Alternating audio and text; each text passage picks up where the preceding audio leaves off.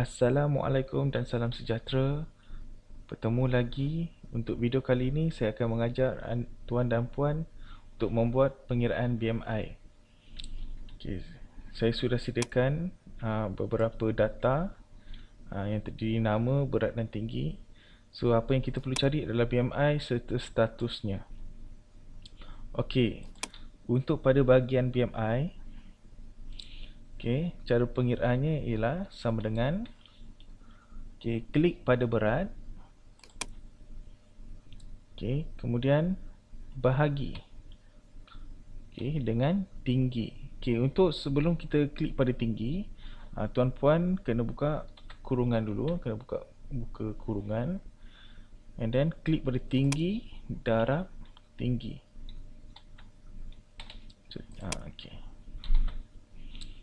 Kalau tengok dekat internet pun cara pengiraan dia memang macam ni.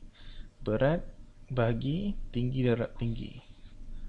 Cuma apa yang saya suruh buka dan tutup kurungan ni adalah apa yang difokuskan dahulu. So kalkulator akan kira ni dan jawapan dia akan dibahagi dengan berat. Kalau kita tak buat buka dan tutup kurungan ni, jawapan dia akan dapat lain. So selepas tu dah siap dia punya ni, tekan enter saja.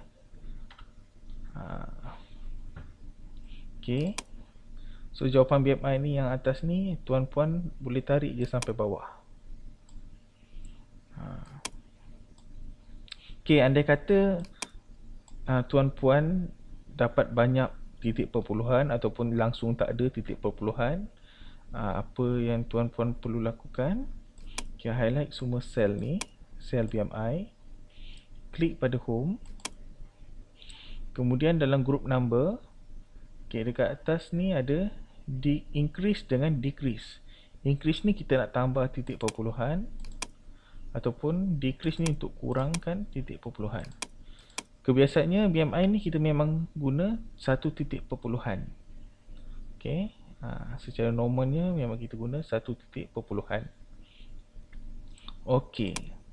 So seterusnya kita akan tengok status pula.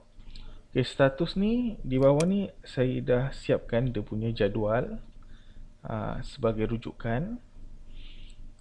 Untuk mengira status, macam mana kita nak dapatkan jawapan status ni. So berdasarkan jadual ni secara menegak ataupun bacaan data ni secara menegak, tuan puan boleh guna sama dengan VLOOKUP. VLOOKUP. Kemudian lookup value ni kita nak uji kita punya BMI kita. Klik pada BMI, comma. Comma. And then table array ni tuan puan boleh highlight ke semua jadual dia ni. Kemudian boleh tekan F4 atau F4. F4 ni fungsi dia adalah untuk kunci sel. Kunci sel supaya bila kita tarik nanti dia tak lari. So comma, column index number. Sekarang kita nak cari status. Berdasarkan jadual yang kita highlight, dia ada dua kolom. Yang bila menegak ni kita bagi sebagai kolom. Status ni kolom yang kedua. Sebab BMI ni yang pertama, status ni kolom yang kedua. So kita type 2 saja. Tutup kurungan, and then enter. So kalau secara logiknya 25.8 dekat sini adalah di antara 25 hingga 30. So dah akan dapat terlebih berat. So betul jawapan dia. So dekat sini tarik je untuk jawapan yang lain. So tuan puan boleh nampak dia punya hasil status. Katakanlah saya letak sini berat Liu dia 50. Bila enter je nampak 14.6 kurus. Kalau kita ubahkan sikit jadi normal.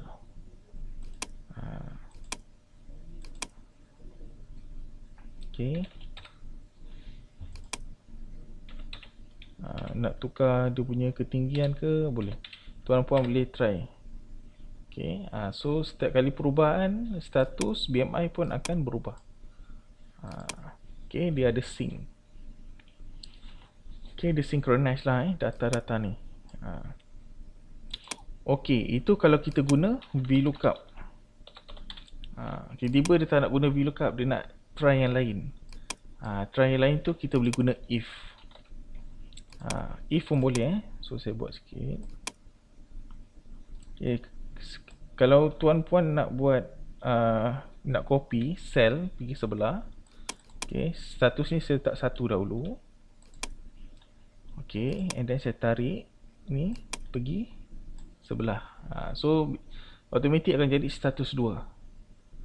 Okay, untuk border pula, tuan-puan boleh copy je dekat atas ni, kat ada bucu ni, tarik sampai bawah. Tapi sekarang ni semua jadi status. Kita nak border saja, tak nak status. So apa tuan dan puan boleh buat, klik dekat icon ni, kita ambil fill formatting only. So dah ambil dia punya format sahaja. Kebiasaannya yang dulu bila saya tak erti, saya memang buat macam ni lah.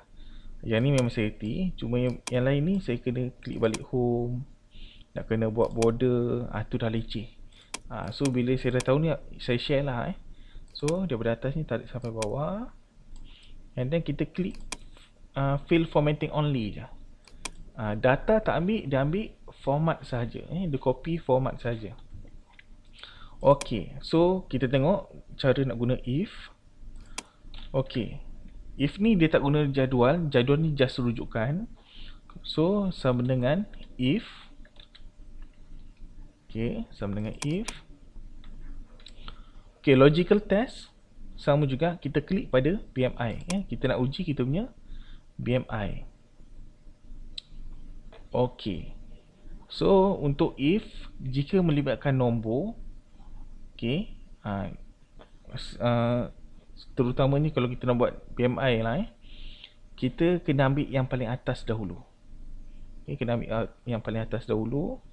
So lepas klik pada BMI, okay, lebih besar sama dengan.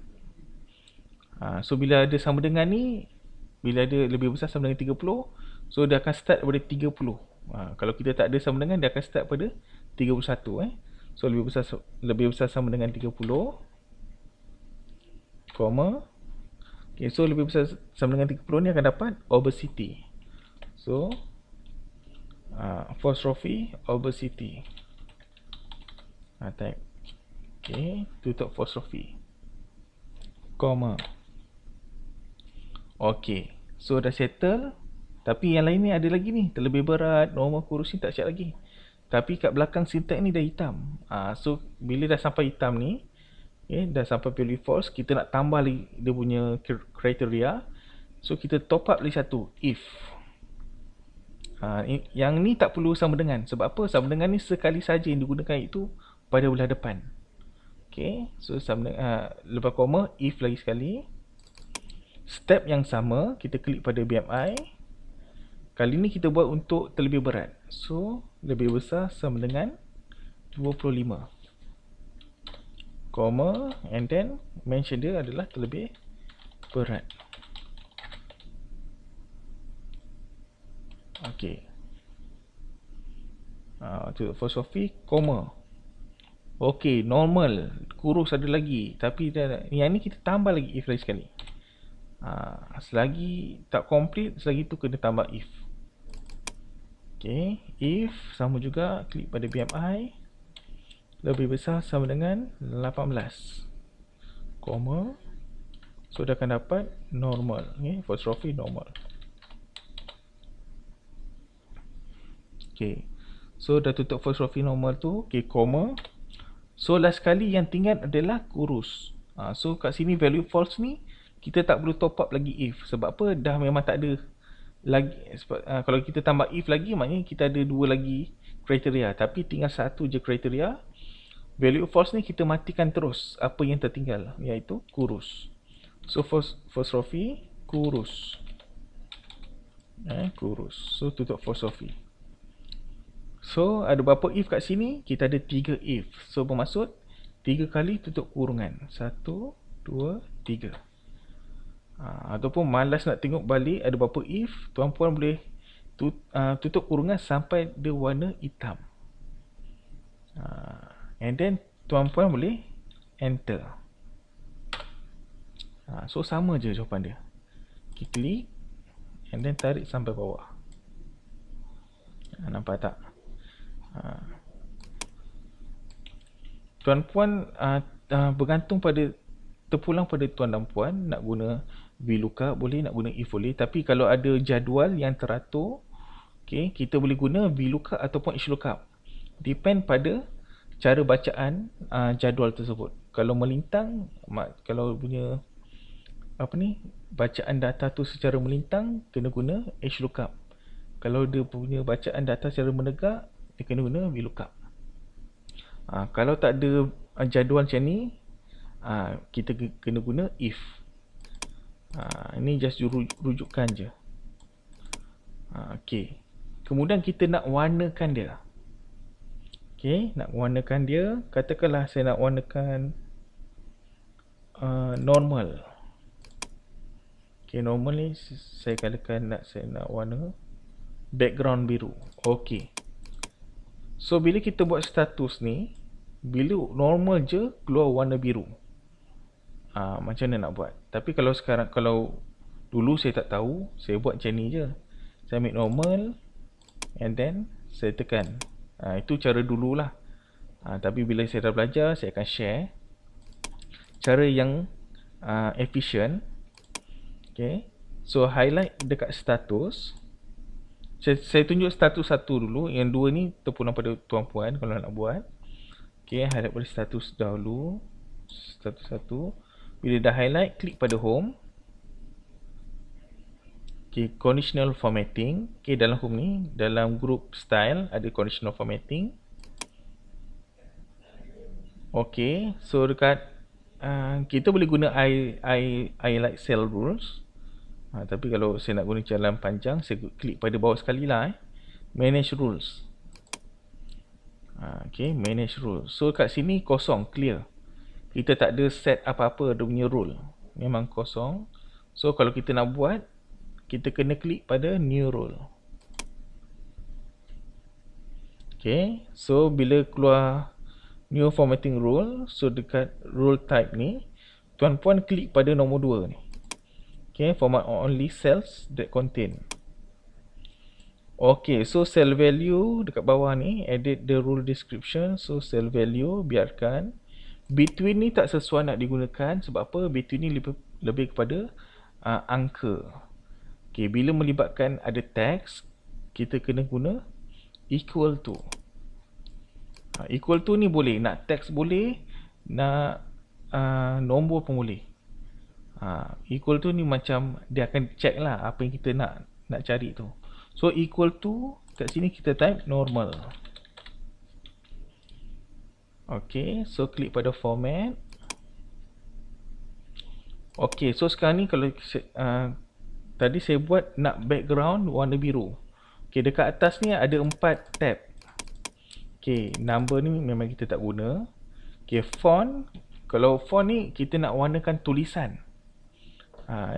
Kata nak warna biru. Tiba-tiba salah.